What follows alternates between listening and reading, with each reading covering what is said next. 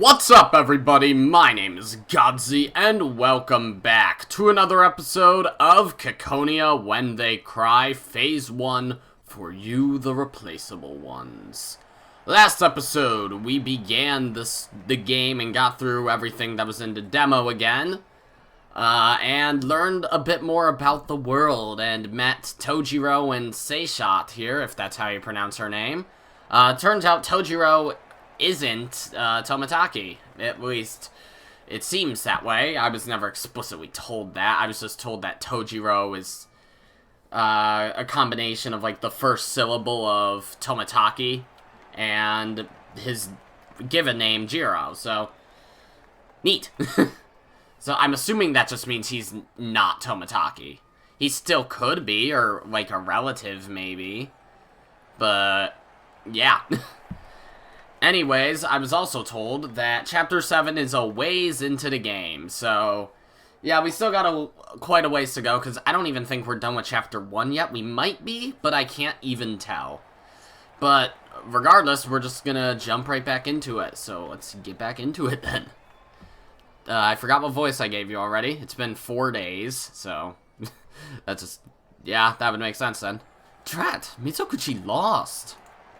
Come on, isn't judo supposed to be Japan's specialty? Last year, a power harassment scandal threw the association into chaos. Guess this means I win. Several numbers appeared in their virtual space, and the numbers on Seishot's side decreased and were added to Tojiro's side. This time they were watching a broadcast of the International Battle Standard Festival of Peace. It was a celebration of peace, where countless young people displayed the techniques and hard work they had built up for the sake of this day. However, to the middle-aged people casually gazing at it, it was merely something to compliment a drink or to bet on. What did I fucking say, guys? What did I say at the end of last episode? This part's probably only gonna go on for like 5 more minutes, if that, and then it's gonna end. Yeah, it did. I am pissed. Oh well. Goodbye, Seishot and, Tojiro. There is a stink. You probably don't know well with this series yet, but I've been having stink bug problems recently. There. Hopefully it died of fucking head trauma. Well, it's all head, so I hope it died of head trauma. It'd be weird if it died of, like, its lungs getting pierced. Bugs have lungs. Do bugs breathe? Maybe. I don't care if they do or not. Whatever. A triangular, luxuriously designed table was lit by a faint light.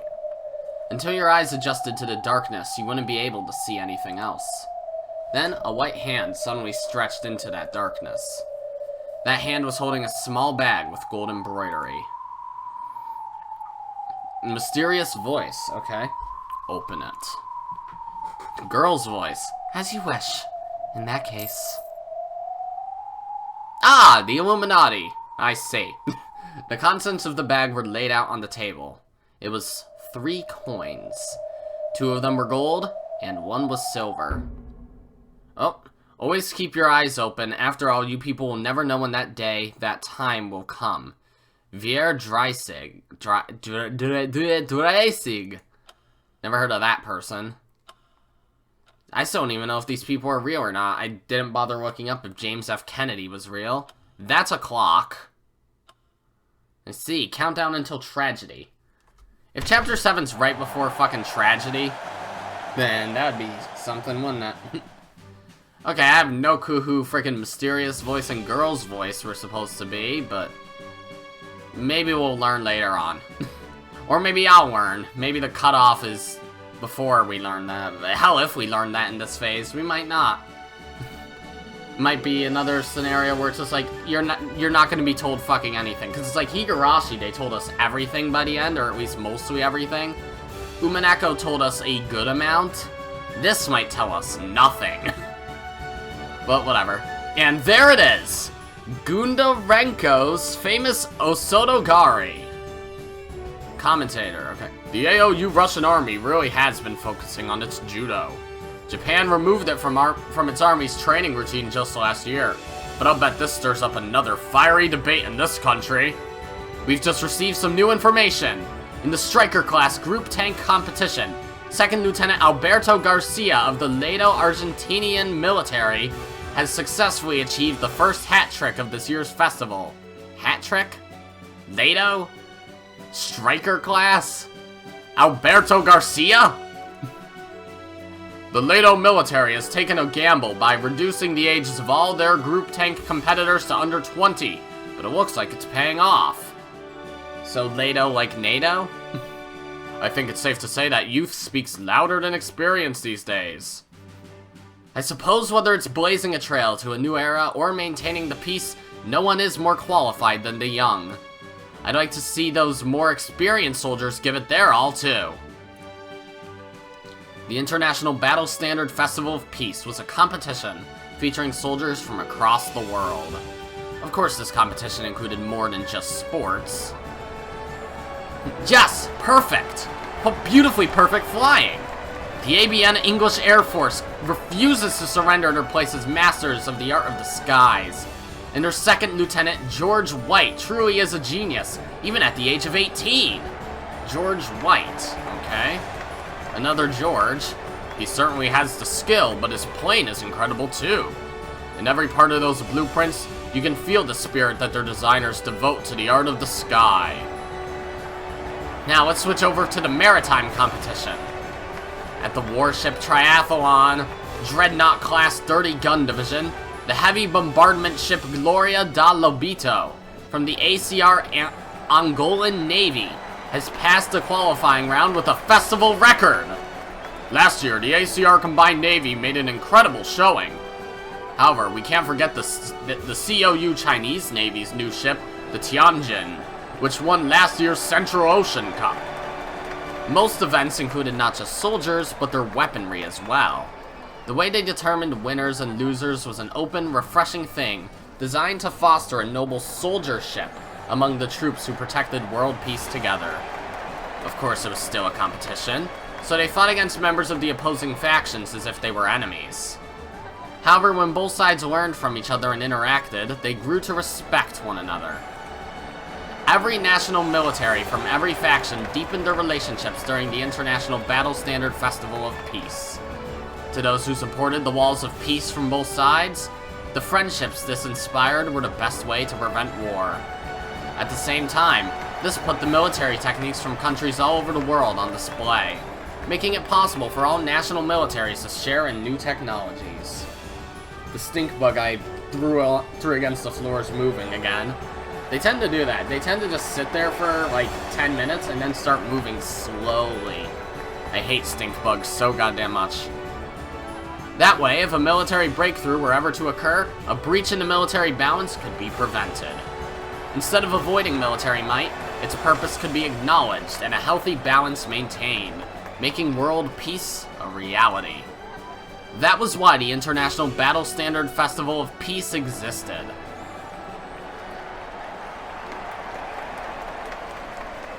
Or at least, that was what the event planning committee liked to say.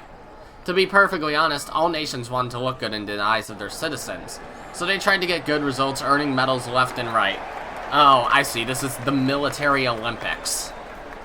Since war never broke out, the report card for militaries became the number of medals they won at the festival. In other words, though the young were supposedly the main participants in this event, the expectations of the old affected it significantly. Boomer bad. Got it. So though soldiership was supposed to be something noble, there's always talk of bribery and doping behind the scenes. Ah, doping. Lovely. The bug is gone. It's gone!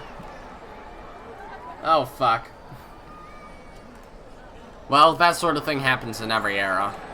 There's no point harping on it. I think there's probably a point talking about it. Those young people who carried the prestige of their nations were spurred on mercilessly.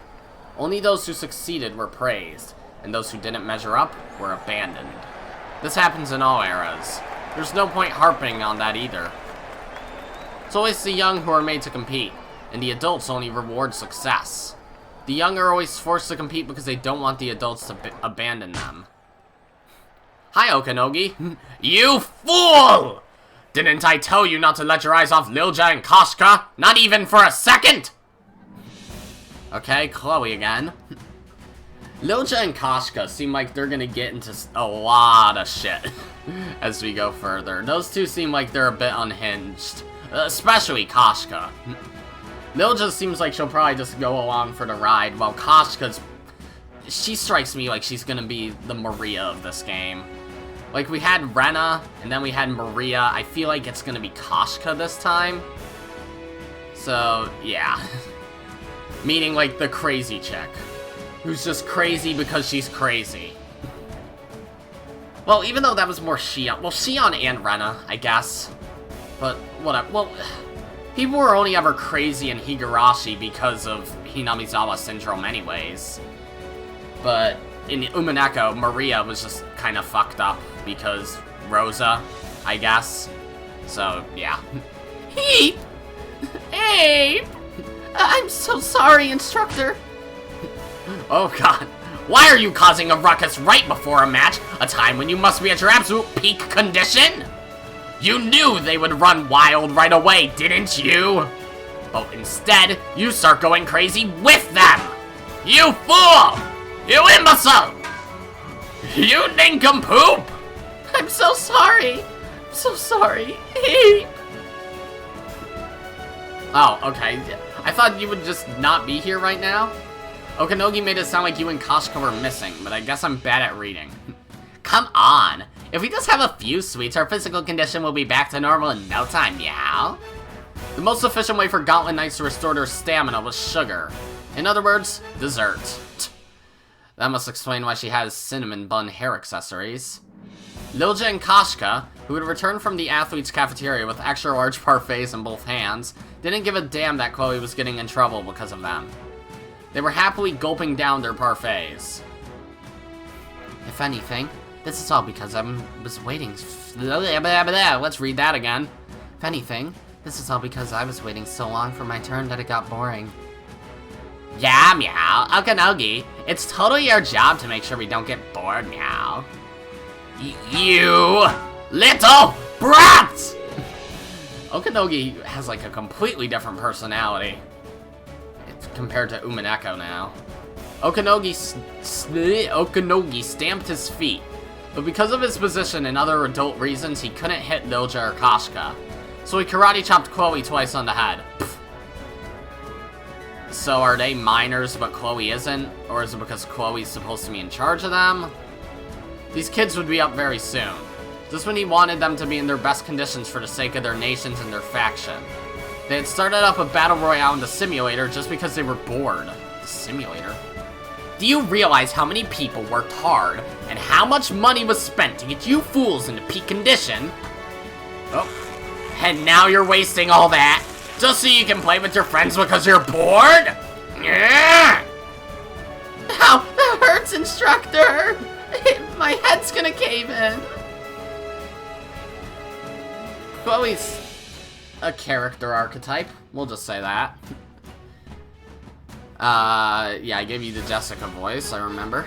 After going that crazy, it's amazing that they managed to recover so quickly. That's youth for you. Give a kid some chocolate and they'll be perfectly fine. By the way, this chocolate's delicious. What country is it from? A Gauntlet Knight's fatigue manifests itself in the brain. It's hard to self-diagnose. You've managed to recover up to 89%, meow. Don't forget that you've got at least 10% of your fatigue remaining. You don't understand. In this world, there are some kinds of power that you've got to work for, even if it wears you out. Next time, go build up that power on your own. Have some respect for my time. You say that, but your brainwave data after our match was as good as it gets. You want me to compare it to your historical graphs and send it to you? The data says that you're sulking and wagging your tail at the same time. Shut up. I'm not gonna fight you again. Go staple a picture of me to the wall and do it on your own next time. You're hilarious, meow. The condition of your blood says you still carry some fatigue, but I must admit that your unquantifiable mental condition has improved. The young can be so interesting. I'm pretty sure you qualify as young too. Oh, right. How silly of me. She seems way more mature than these two. Is she the Chloe of this group? I'll bet Gunhild's mental age has the 1s and the 10s digits flipped. There's no helping it. You'll never find a parallel processor who isn't weird. Still, the skill you get as a result is honestly amazing. Parallel processor. Well, I know I wouldn't trust our butts to anyone but old Granny Gunhild. Old Granny Gunhild? Gauntlet Knights were typically deployed in 3-person teams. And in the Meow, Jade, and Gunhild team, Meow and Jaden were only able to focus on their offensive role in the front lines because they had Gunhild supporting them from behind. Ah. However, she wasn't just a supporter. She was in that role because that's what she was the best at. But she was also talented enough to riddle any attacker with holes if they broke through. On the contrary, perhaps because she always observed her opponents calmly as a supporter, she actually won most of the time in one-on-one matches against Meow and Jaden. She humbly claimed that she only won because she'd memorized Meow's and Jaden's patterns, and that she'd be totally useless in a real fight. However, Meow and Jaden knew that they could trust their backs to her. By the way, Meow was an ace of the ALU Japanese military. Jaden had come from an ace unit in the ALU American military. Okay? Of course, Gunhild was an ace too of the ALU Swedish military. Oh, Sweden. Okay. These were 3 of the best aces the ALU had. I thought Gunhild was a Russian name, but I guess Scandinavian languages are pretty close to Russian. Groups of 3 people supporting each other's lives like this were sometimes called cats. Cat? Is it cats? Catty? Kate? Something like that? In imitation of the Air Force, or squads in imitation of the Army. Let's see. Meow, Jaden, and Gunhild. They were the 0017th Aerial Augmented Infantry Squad Warcat of the ALU Combined Military Central HQ. Dude, I'm getting fucking Wonder Red vibes from all this. He could memorize all this shit, and I'll never memorize it, probably. It was one of the best Gauntlet Knight Kete in the ALU Arctic Ocean Union. Oh, so that's what it means by Arctic Ocean Union? Why is the Arctic Ocean Union containing Japan, America, and Sweden of all countries? Whatever. As Meow's group would put it, they were the honor student Kete. Okay? Over there was the problem child Kete. Lilja, Kashka, and Chloe. The 100th Aerial Augmented Infantry Experimental Squad Grave Mole of the ALU Combined Military Geroi Level 4 Heavy Military Research Center. Fucking... That's ridiculously long. Kashka was attached to the ALU Russian military, but wasn't a soldier, strictly speaking. You'd think Russia would be part of a Arctic Ocean Union over Japan or America, but alright. It had been kept quiet for privacy reasons. The rumor had it that she had been given some kind of exemption in exchange for participating in some aerial augmented infantry-related research and human experimentation. Why does my throat not work 95% of the time? Apparently she was officially equipment. Oh god. First we had furniture and now we have equipment. God damn it, that's gonna be important. In the care of a Level 4 Heavy Class Military Research Center, which had been loaned out to the military for the International Battle Standard Festival of Peace. Either equipment is important, or it's a red herring meant to make you think of furniture. Because it's like they always joked in Umineko about weird diseases. But it's like that was literally the solution to Higurashi.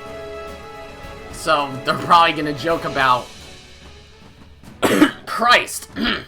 Frickin' whatever the hell you could say Sayo had. I wouldn't call it multiple personality disorder or the other name for it, but whatever. If they make a bunch of jokes about it, then yeah, but then I'll go back to Higurashi and see what they joke about. No, they probably won't joke about anything in that. Did I... Hold on. How much did I read of that? Of course, though she was equipment, she was also the highest tier equipment that existed. And she understood her position. So she could do whatever she wanted. She had no desire to listen to her superior officers. And even Okanogi, her instructor, couldn't lay a finger on her no matter how much she pissed him off. This might make it sound like she's utterly self-centered and uncooperative, but apparently she's improved a lot from how she used to be. What, is there something on my face? It's the opposite, Meow. You're blocking my way with that big face of yours, Meow. Well then, I'll just gouge out your eyeballs so you don't have to look at it anymore. Huh? What's that? Could you talk a bit slower? Your hick words are so bad, my Kazuna can't translate them at all, Meow. Okay, so she has like a country accent? Can I do like a redneck girl's voice? I don't think I can. Lilja was attached to the ALU Finnish military, but she was officially a military research center's equipment just like Koshka. I don't like how they've used that word to describe two people now, but okay. It's probably not terribly relevant right now, though, or it's not relevant in the way I'm thinking of it. Once again, details about her were unknown for privacy reasons, but, well, she was just as much of a problem child as Koshka was. Apparently, just like Koshka, she'd stir up all kinds of outrageous trouble, using her special position as a shield. Was she on good terms with Koshka or not? She was always approaching Koshka one-sidedly, teasing her and picking fights. She was also high-grade equipment. Problem child number 2, who always got along with Koshka only when they were ignoring their superior officers. Stop it! Don't make your blood condition any worse! The instructor's karate chops really will make my head cave in. Okay, I'm gonna try my hardest to make a voice that actually works for Koshka. Because Lilja keeps on calling her a hick, so... Frickin' country accent. So I can do this, but can I turn it into a girl's voice? Will this work? I'm not sure how much I like that. That sounds stupid. But then it's like I have voices like this and this and this. So it's like it doesn't even matter. Let's find out if her head actually can do that. Nice one, Koshka. Let's go wild in the simulator again, Meow. What is the simulator? Then Chloe get in trouble again, Meow. No, I hate this Kede so much. Chloe alone wasn't equipment. She was a soldier of the ALU Canadian military. Just what sort of unlucky star was she born under? Right after she won through all sorts of aptitude tests and exams and thought she had become the Gauntlet Knight of her dreams, she'd been saddled with looking after this crazy equipment. And partly because of this, the instructor who couldn't punch the high-grade equipment would instead smack Chloe's head whenever they did anything weird. Chloe was a sad sufferer, always stuck between her instructor and the selfish equipment. She's gonna snap at some point, calling it. But of course, she wasn't just there to take care of those two. She definitely was one of the top-ranked Gauntlet Knights throughout the entire AOU combined military. After all, when the selfish equipment went back to the research center for maintenance, she got extremely high grades doing mock battles by herself. These two squads with a total of 6 people were the athletes sent by the AOU, the Arctic Ocean Union. Oh, they're all part of the Arctic Ocean Union. I see. That makes more sense. That makes way more sense. To participate in the Aerial Augmented Infantry Division of this year's International Battle Standard Festival of Peace. Individual countries did compete in the festival, but it was the inter-faction competitions that got people most excited. Nothing was more thrilling than watching neighboring nations work together to achieve victory in the battle between the 5 great factions that represented the A3W world. Are we gonna meet anyone outside of those 6 then, in this episode? I mean, I was told I'm supposed to meet, like, all the character relations are supposed to be set up or something like that by Chapter 7's end, so... I'd assume that means I'll meet all the characters who appeared in the opening sequence. I hope. Broadcast booth. Are you getting video? Here we are in the Verdi arena. Okay, Verdi. That's a name. Finally, the young members of the Aerial Augmented Infantry from all factions are entering the stadium. Oh, the representatives of the AOU have just arrived. Aerial Augmented Infantry. That was their official title. They are more commonly known as Gauntlet Knights. These miraculous soldiers of the new era wore gauntlets on their left arms, and they could fly on their own through the sky, repel all sorts of attacks, and wield any kind of weapon. At this year's festival, the Aerial Augmented Infantry Division had finally been established, and their true worth had been revealed to the world at large. However, their fights were too dangerous to be held in real space. Okay, as was also the case for other events emulating real warfare. Live fire competitions carry some risks no matter how many safety measures you take. So that's the simulation. The simulation's probably going to be important then. However, if you use mock weapons for the sake of safety, the battle becomes completely uninteresting. So dangerous competitions generally took place in a virtual location known as the Verdi Arena. Ah, that's why it's called Verdi Arena. Okay. That said, in a virtual world that had advanced as far as possible, the sensations of sight and sound were in no way inferior to reality. Spectators were able to view it as if it were happening right before their eyes. And, though the participating athletes were in a simulator room, it felt as though they were actually in the arena. I wonder what kind of people the other factions are sending. I doubt there's gonna be anyone as normal as you and me. That's not true, Meow. If the world was full of people as crazy as Kashka, it would have been annihilated by now, Meow. Wheeljack, please stop picking fights with Kashka. If you're in Wild here, everyone in the world's gonna see it. The instructor's chop really will make my head cave in. I already forgot how to do the voice for Kashka. My stomach's full and... That was not right. My stomach's full and I'm sleepy, so I won't fight back. Ah. Hey, John was just broadcast publicly. Looks like Chloe really will face the chop when this is over. Oh! The group that just came in. Is that the COU? Oh, finally, more characters. I mean, granted, we've kind of been getting characters thrown at us not terribly slowly, so... Yeah, granted, Umaneko, I think, was even faster, so... Yeah. It is! They're being led by 2nd Lieutenant Liu Lingji from COU China. Okay? So that's Lingji, that ace among aces from the COU. Her official simulator score is the best in the world. Well, that's probably exaggerated. Okay? Behind her, Momotake from the COU Japan and Aisha from COU Indonesia. Okay. So that explains why that guy looks like a samurai. They're the COU's best squad. The COU Combined Military HQ's Imperial Guard Aerial Augmented Infantry Squad Baibao. That's a mouthful. These names are all just mouthfuls. Okay, so you're Chinese, but I can't do a good Chinese accent. Granted, 95% of characters I've given voices to, just in general, throughout like every game I've played, have been from Japan, and I don't know how to do a Japanese accent either. So... I could just give her, like, Hino Enma's voice. In other words, Beta Beatrice. Remember your training, and we cannot lose. Well, actually, no, that's just Eva, then. Fuck. How am I supposed to give this guy a voice? He kind of looks like Felix. So I could give him Felix's voice, but Felix hardly has an established voice. Of course. As long as I still draw breath, none shall lay a finger upon our princess. I don't even know what to do for this girl. But she just wanted to say that. That's what you were practicing in the bathroom earlier, right? What? No way! That definitely absolutely did not happen! How did you know?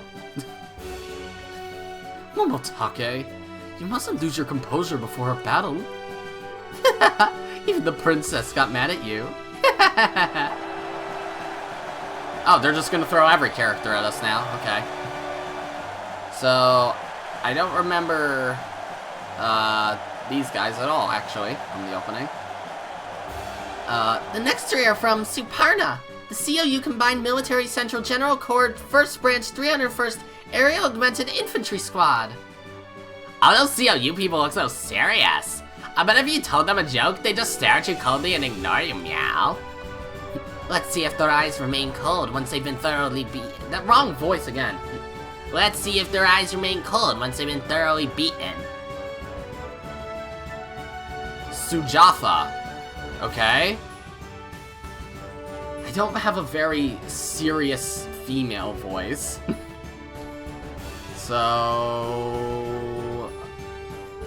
I was thinking Akane for a second. But like, no, that ain't gonna work.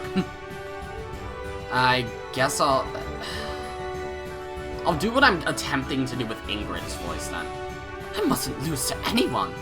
Not to our enemies, not to Baibao, not even to my teammates. Andre, okay? I don't have a read on your personality yet. Sheesh. Actually, I could give him Ryuji's voice. He seems eccentric enough. Sheesh. How about you chill out a bit and have some fun? Try waving. Hey, everybody! If you're looking for Andre from COU Madagascar, that's me. Come on, you wave too, Rookie. Oh, Rukshana. Okay. Huh? Hello. I'm Rukshana from COU Saudi Arabia. Stop, you two. You're embarrassing us. How many times do I have to tell you not to play along with the nonsense of a careless man who bears no responsibility? Even though all I did was wave my hand when he made me. Hang in there. Hang in there, Rookie. Okay, I think I remember these guys. The contestants from the ABN have also arrived. As expected, they're being led by the 3 members of the ABN Peace Department's Holy 090 1st Aerial Augmented Infantry Squad, Thalafat Siyaf. However you pronounce that. Whoa, get a lot of that pipsqueak in the front. That'll be Naima from ABN Iraq. From what I've heard, she's the ABN's top ace. Her pipsqueak is quite the top ace too. You aren't talking about me, right? Okay, Maria's voice. Easily. Wow! Hi everyone! I'm from the ABN! Well, not instantly going into the Maria voice, because sometimes characters just appear and it's like, I'll do this voice, and then a different voice comes out, so that's great. Pleased to meet you! Wow! Naomi. I wonder what voice I'm gonna give this character then. Naima, don't get overwhelmed by the atmosphere. I'm detecting an imbalance in your cranial secretions. Oh, Christ. No, maybe she's the Maria of this game. But, wow. I'm so nervous and excited. My eyes keep spinning and this is so fun. Wow. What kind of name is that? Stanislaw? Or is it Stanis... Is that a dash through that? Is that an L or is it a T? I'd have no clue. Kinda wanna give him the Yusuke voice, just to have some voice for... Because there's so many characters already. So it'd be difficult to just make up new ones on the spot, so... Unless he proves to not at all be like Yusuke or Lorenz, which he's probably not gonna be. Actually, no, I won't give him that voice, because that's stupid. Who would work? Like, Linhart? Complete opposite side of the spectrum from Yusuke, I realize, but whatever. Take a sedative. It'll affect your performance, but we don't want you hyperventilating before the match starts. Wow! Oh crap. Wow! At number sign instead of... The Battle Standard Festival's a farce. We've already done our duty just by showing up like this. Yeah, Linhart voice suits him very well.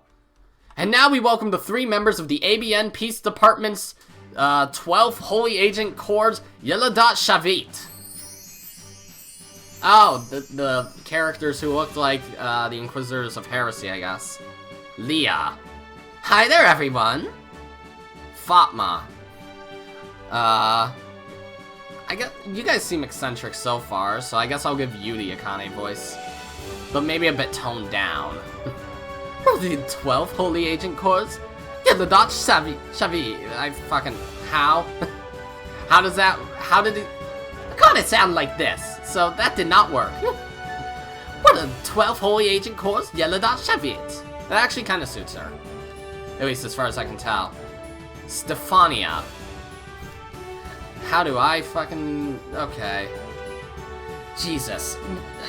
That's always the hardest part about starting new games. It's just like, what voice am I gonna do? Am I gonna make new voices or not? Jeez, if I didn't already give Chloe, Shannon, or Mikon, then it might work for this character. I'm trying to think. Who would work? Natsuki voice, probably not. Ayumi voice? No. Probably not either. I have no idea what voice to give this character at all. So I'll just make up a voice then. Congrats! Today, we'll be showing you the miracle of human harmony, friendship, and love. What voice did I give you already? I already forgot. Actually, you know, I'll give you the Eva Beatrice voice. It seems like that'd probably suit you. Look at the staff seating area. Isn't that Nathan from the Belgian Hot Choir? I'll send you the data. Oh, you are tall. Look right next to him. Isn't that Jean from the Luxembourg Choir?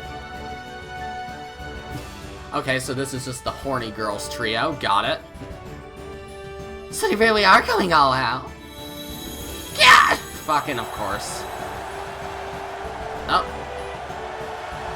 And are these cheers for the representatives of the ACR? That means we have all 4 participating factions present. In front, we have the June 1st King's Tour Memorial Squad of the ACR Royal Aerial Knight Corps, followed by the Queen's Cairo Visit Memorial Squad of the ACR Combined Military 1st Aerial Knights Corps. Ah! Too many words. You seem incredibly eccentric. Rethabil? I'll just call you Retha for now, okay? Or is it Rethabil? Rethabil's easier to pronounce than Rethabil. So, yeah, Rethabil.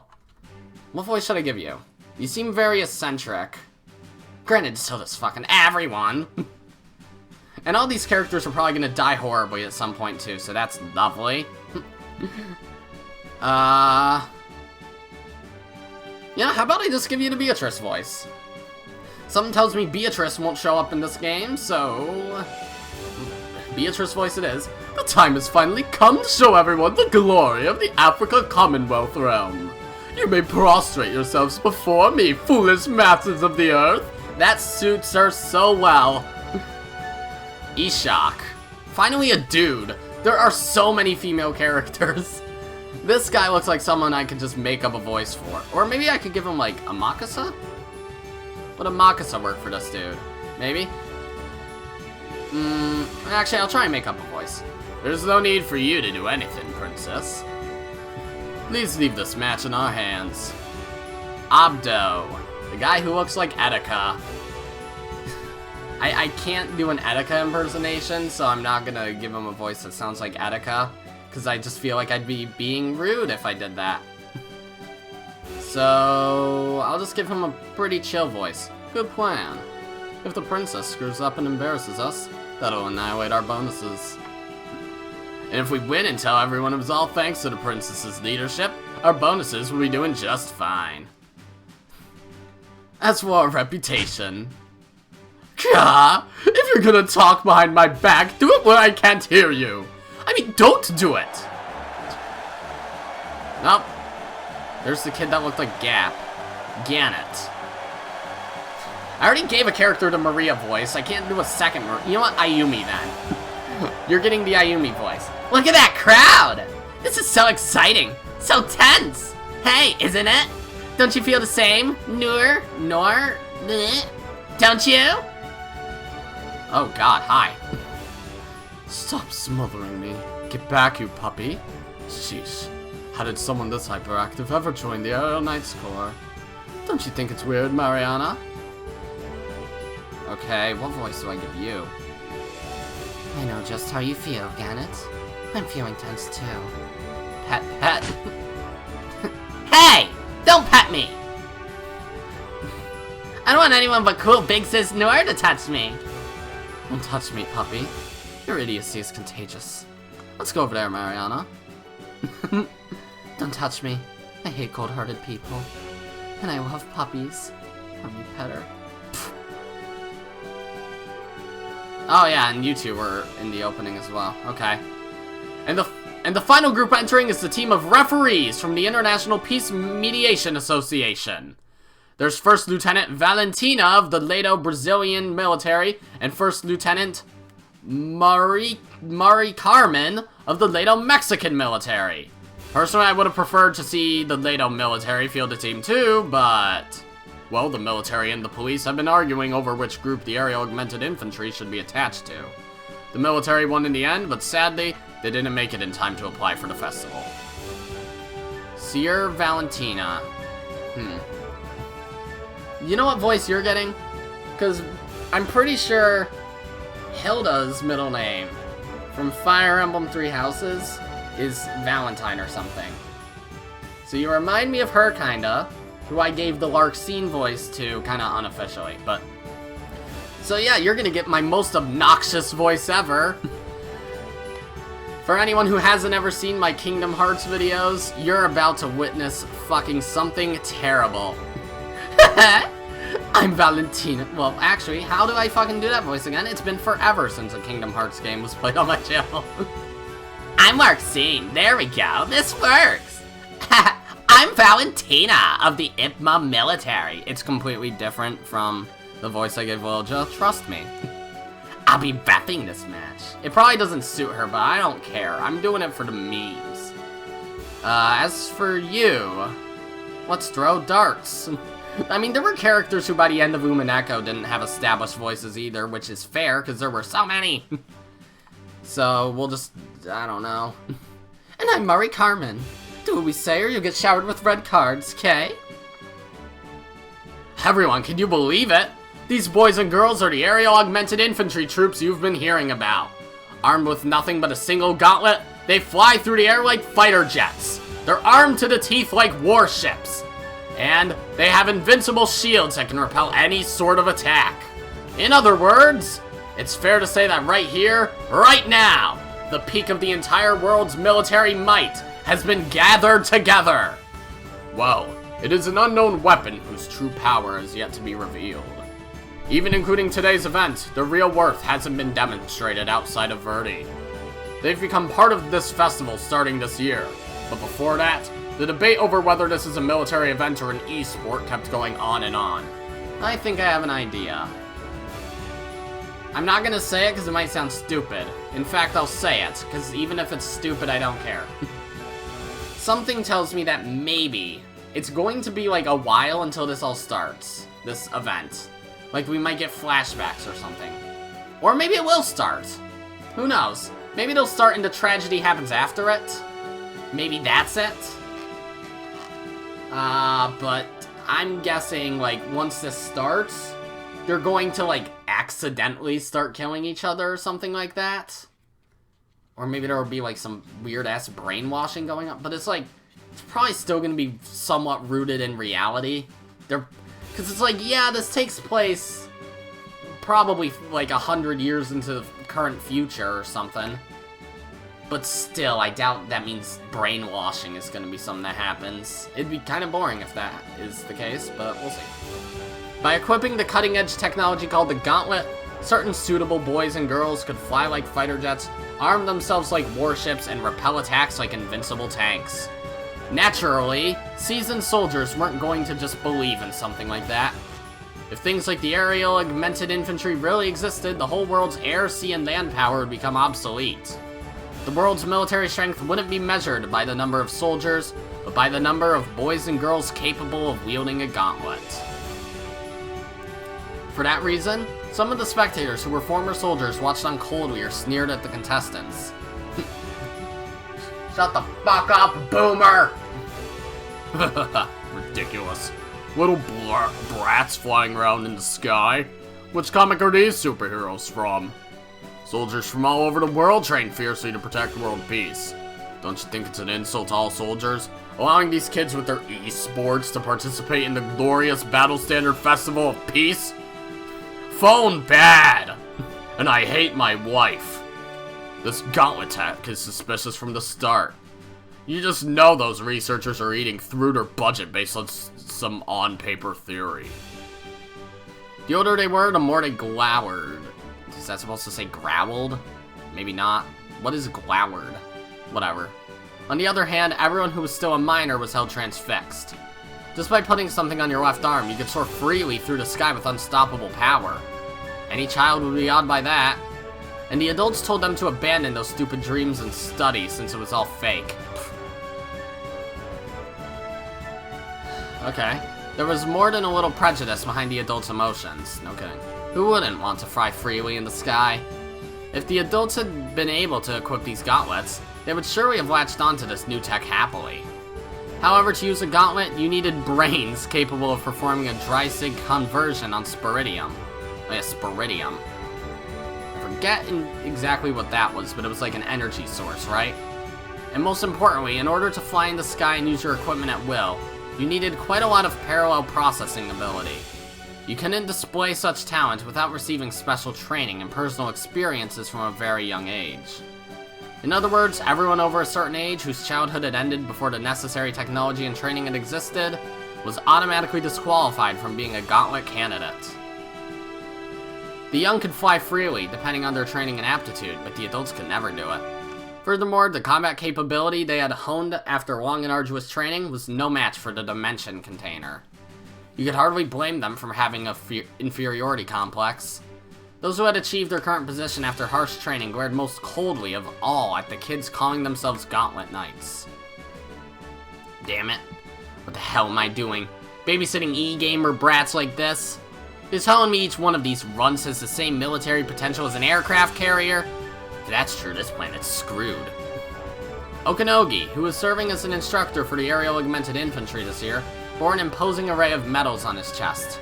Not as much as that other officer from before, who had a sprite for reasons that I am not aware of yet. But maybe we'll be told. Maybe he's really important and the officer is just his temporary name. I mean, he seemed to be like the overall chief, right? Even above Okanogi. Each one was an honorable award, proving that he had withstood grueling training and given all he could for his nation and international peace. Well, whether it's esports or video games, they bear the same burden we do. That means I've just got to whip them into shape. Oh, is that contestant Koshka of the ALU? That was quite a yawn. I guess she must feel confident. I am going to strangle Chloe. You got 2 emails, Poyo. Captain Okanogi, the Director General, saw Koshka yawning just now and he is pissed. Okanogi, is it not your job to see to the health of our contestants? Oh, wait. Is the Director General the officer from before? So this is probably him talking. Okanogi, is it not your job to see to the health of our contestants? She's actually yawning, isn't she? Ah, you stupid equipment! Now I'm getting raked over the coals just because Chloe can't do her job right. Achoo! Your sneezes are always so fun to watch. You're weird. Are you okay? My nose is all itchy for some reason. So is the top of my head. Achoo! That's like... Meow's expression there kind of looked like Cringe Frog. You ever seen Cringe Frog?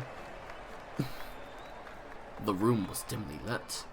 However, that darkness covered dignified furnishings which evidenced wealth and status, reminiscent of the kings of Europe's feudal age. The ceiling was high enough to be swallowed in blackness, as if it were a realm of the gods that humans could never reach. If they throw fucking Featherin into this game, I'm gonna... First off, that'd be cool as hell. I don't know what I'd say second off. Why'd I say first off? There was no second point. And yet the most distinguishing feature of the room was that it was triangular. So was the solemn-looking table standing in its center. Welcome to the Velvet Room. I mean, welcome to the Velvet Room. Which one is the real one? And on all 3 sides sat the kings. They were shrouded by crowns and masks, obscuring their identities. Their hands were covered by white gloves, so you couldn't even tell their race or the color of their skin. And their voices had been altered by something like a voice changer. However, the fact that their suits were of the finest quality, and that even just sitting there, their class and majesty couldn't be mistaken, left little doubt that they deserved to be called kings. They appeared to be watching the International Battle Standard Festival of Peace's competition between aerial augmented infantry units through their mental displays.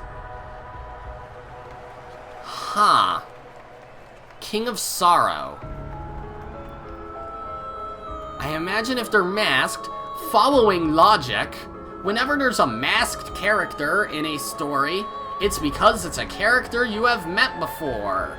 Or a character who, if they were unmasked, they would be recognized. But since these guys seem to be somewhere completely different, they are probably people we know. Oh, great. So it's a Higurashi Urumaneko character under that. King of Sorrow.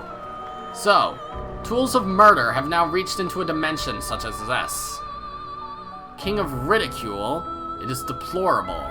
The masses are like babies. They ignorantly touch whatever they turn into toys. Is that one a guy? I mean, it says King of Ridicule, but they seem slim. They don't even try to learn what those things are. King of Fury. All the better then. The common man's role is not to know. It is merely to obey the guidance of their king. You know, at first glance, I can't tell who any of these characters could be. Thank you, Gestress. Turn off the broadcast. Gestress. That's Takano. Probably. But they're kinda dressed like Lambda Delta. Which makes sense. Because Lambda Delta, I guess, is supposed to be a parallel of Takano. But do I give them a voice that suits Lambda Delta or a voice that suits Takano? Because I obviously never played Higurashi on the channel, and I probably won't. Since I already experienced the whole story, so what's the point? It's like if I played Danganronpa 1 on the channel. No point. I'll put it somewhere down the middle. As you wish. After all, mental displays can be quite tiring for the elderly. Well, even I drew on a mental tablet with my granddaughter when she was young. I see. You've been blessed with a wonderful granddaughter. How gracious of her to play along at the dawdling pace of a decrepit mind. Okay, just a mention of a granddaughter.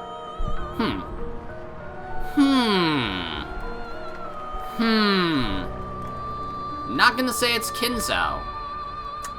Not gonna say it's Kinzo. That could just be a red herring, though. These could be people we've never actually met before. Or it could be characters who are already in this, but, like, from the future. It could be any number of things. When They Cry mysteries are freaking weird.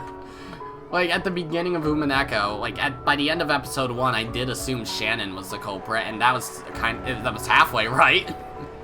This girl, who at first glance might have been a secretary, teased the kings with her harsh words. However, the kings seemed to enjoy the foul tongue of this girl, who must have been even younger than their own granddaughters. Okay. Kings who rule at the top and are feared by all people rarely get taunted or made fun of. And so, their culture had long since led them to place an irreverent expositor in their company. This person was known as the court jester, Gestress. Her name clearly referred to a female jester. How stubborn humans are. Indeed. Even when you try to eradicate them, many survive and restore their numbers in the blink of an eye. I'm just gonna give them all my regular voice for now, because I have no clue what to think of any of them. Just like locusts. It would seem merely trying is not enough. Unfortunately, that's how it is. Even if you completely destroy everything, a few human seeds will remain. Noah's Ark failed because they let merchants on, instead of keeping it to just Noah's family. This time, we must truly return civilization back to square one. Even if we do, I imagine that humans will regain their civilization in just a few centuries. The only things I can really determine from this is the King of Sorrow makes me think it's Kinzo or Battler. Like, the mention of a granddaughter, but just also the, like, I don't know. Just, they strike me as being Kinzo or Battler. The King of Ridicule. Their clothes looks like George's clothes, but I don't want to say it's George. Also, what's the blue thing by their tie? And King of Fury? It could be, like, it doesn't have to be an Umaneko character. I was thinking, like, body type-wise, kinda looks like Nanjo, but then it could also be Uishi. It could be anybody. Even if we do, I imagine that humans will regain their civilization in just a few centuries. But that is fine. After all, we'll be able to put distance between them and civilization's end. Well now, Gestress. Yes, sire. Give us today's report. Is everything going smoothly? Yes, sire. I received a report from the Grand Master of the 9th Prime Chivalric Order. Your faithful servant, who's far more useful than you old farts. The Grand Master of the 9th Prime Chivalric Order. I'm trying to think. Did the number 9 have anything to do with anyone? And chivalric obviously makes them sound like a knight. But was anyone a knight? Or had knightly tendencies in Higurashi or Umineko? I mean, I know there's like some Japanese folktale about a knight named Genji, right? So if this King of Sorrow is frickin' Kinzo, that makes sense if this knight person is Genji. They've succeeded in sneaking members of the Order into Ace Gauntlet Knight units from all 4 factions. Ooh. They've succeeded in sneaking members of the Order into Ace Gauntlet Knight units from all 4 factions. Ah. So does that mean there's a traitor among all 4 groups of... They're all groups of 6, right? So 4 groups of 6, that's 24 people. Like, the number just keeps going up. So there's 24 people there. So, 1 from each of those factions? Or am I thinking too hard? Oh. So the Battle Standard Festival children we just saw. The 4 factions sent 6 members each for a total of 24 people. I already did the math, King of Fury. If there's 1 in each group, that means 4 of our pieces have been inserted, yes? So this is definitely the metaverse. I'm kind of glad that the metaverse is showing up here. No, not metaverse. I'm thinking of Persona. Fuck. Or is it still metaverse in Umineko? I forget. What was it actually called? Meta World. Is it Meta World? Anyway, you know what I mean. I'll just refer to it as metaverse for the hell of it. So, yeah, of that 24 people, I wish it would show character bios. I really hope they show up eventually. Now we just have to wait for you 3 to finally make up your minds. Has there been any trouble guiding public opinion in each country? Of course not. Our talented comrades are hiding in media outlets all around the world. All is in the name of guiding humanity down the right path. Ooh. Have you still not found a research center? We still have the bait that the mighty King of Ridicule granted us, but so far nothing has tugged on the line. What a cheap move. If we could catch them by the tail that easily, it would be silly of us to go to all this effort in the first place. Don't be like that. If you never gamble, you'll never win. Gamble. If you never gamble. Did anyone have gambling problems? Rosa? But this is probably a dude. If it was Rosa, their figure would be completely different. So, did anyone gamble? I'm really thinking that the King of Sorrow is Kinzo. I have no clue about the other 2. The King of Fury could be Uishi. It really could be. Hideyoshi, I feel like, isn't important enough to be it. Uishi, maybe. No clue. I mean, it could be any number of people. It could just... This could be Battler, George, and Rudolph, even. It could be any combination of characters, but I don't feel like they're all going to be Umineko. Then we'll wait for good news without hoping for it. After all, fishing requires the patience of a king. Fishing? I don't think anyone ever mentioned fishing in Umineko. If there's any movement, I'll report it at once. Now then, gentlemen. Civilization's end is drawing near. We cannot fail again. This time, we must succeed. Even letting loose that many WMDs across the world wasn't enough. They're locusts, after all.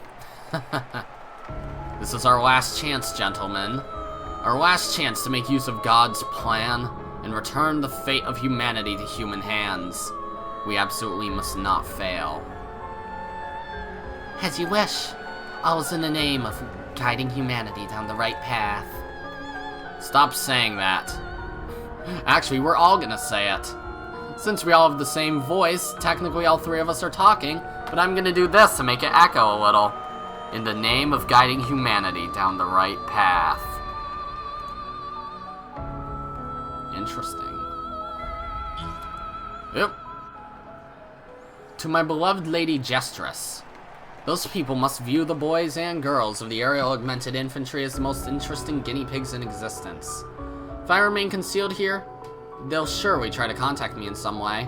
If anything happens, I'll report on it immediately. Who was that?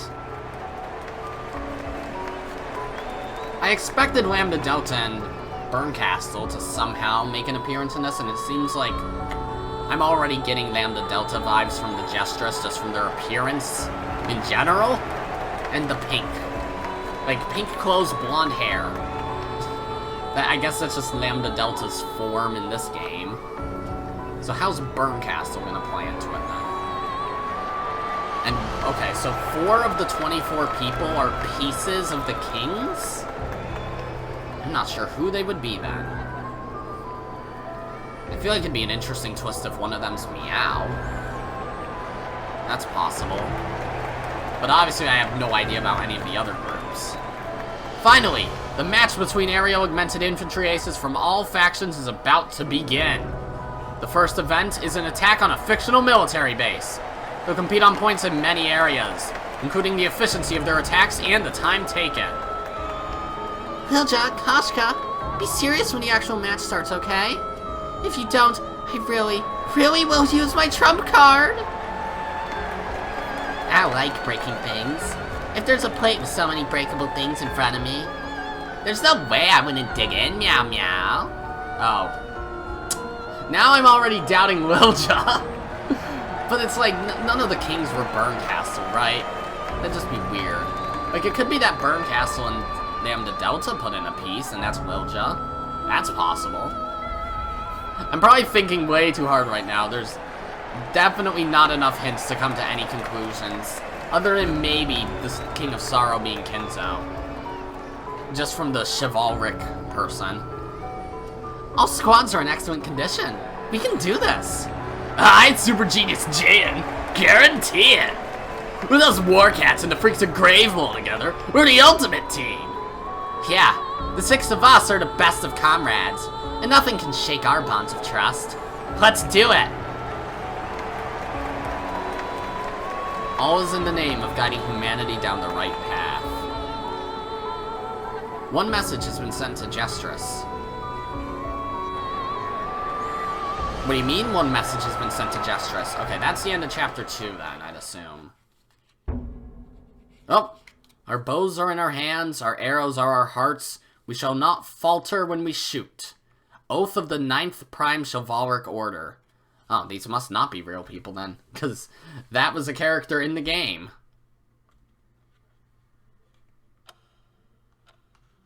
Oh, no, wait, they said they were from that. Ooh. Oh, moons. Okay, the minute hand moved slightly.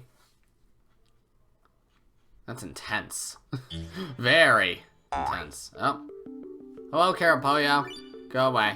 Still none. Okay. I wish there were character bios just so I could, like, keep track of everybody. Because it's like, I forgot half their names already. Like, let's see how many I can name off the top of my head. There's, obviously, Meow, Jaden, Gunhild, Lilja, Koshka, and Chloe. So that's 6.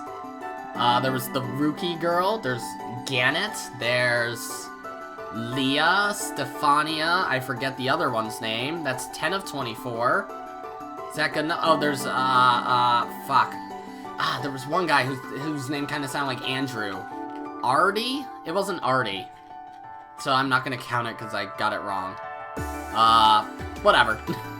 I'm really interested in this now. It's hooked me way more after 2 episodes than I thought it would. But, yeah, I'm fine with that. Umineko certainly started slower, that's for sure. They gave us metaverse stuff 2 hours in. So I'm happy about that. But yeah, with that being said, that's gonna be it for this episode, guys. If you liked this episode, then be sure to press the like button, and if you didn't like it, then fuck you too. Remember to subscribe, follow me on Twitter, and hit that notification bell to stay up to date on all my videos and stuff. And as always, my name is Godzi, and I will see you all next time. Goodbye!